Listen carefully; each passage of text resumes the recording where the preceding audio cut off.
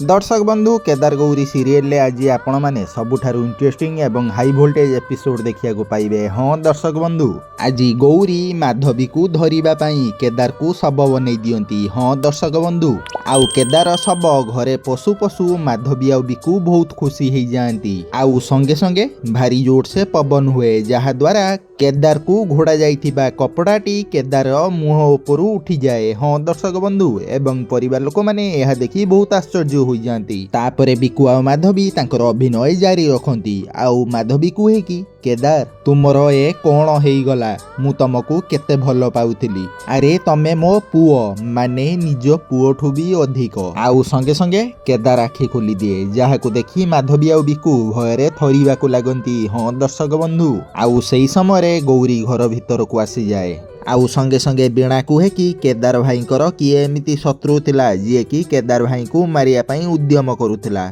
आउ पियूसी माँ तापरे कहते कि गौरी तू खाली थरे मते ता ना कह, तापरे मु तार अवस्था कौन करिबी तू देखिबू। आउ सेई समय गौरी कुहे कि सान माँ। आउ माधवी भयरे थरिबाकु लागे। आउ संगे संगे पियूसी माँ माधवी को मारिया पई चली आसंती। आउ गौरी सेई समय पियूसी माँ को अटकाई दिए। आउ कुहे कि पियूसी माँ आपण मो कथा पूरा शुणंतु, जीए केदार को मारिया पई उद्यम करुथिला सीए सान माँ भलिया, माने सान माँ बयस जेतिकी हबो ता बयस भी सेई पाखापाखी। आउ तापरे एई कथा शुणी माधवी शांति रे टिके निश्वास मारे। आउ माधवी कुहे कि अरे एई कथा तू आगरू कहूनु, तू बुलेई बांके कहीं कहूचु, तू कौन मो जीवन नबा पई चाहूचु। आउ गौरी संगे संगे कुहे कि सानमा मु आज तुमको बंचेई दउची, काईके ना मो झियो जीए विमला जेजेमा पुनर्जन्म सी आसिला जाए मते तुमको सुरक्षा दबाकू पड़िवो। आउ तापरे बिकु आ माधवी मने मने भाबंती कि आमे एते किछि प्लानिंग कला परे केदार जीवन केमिति बंची गला।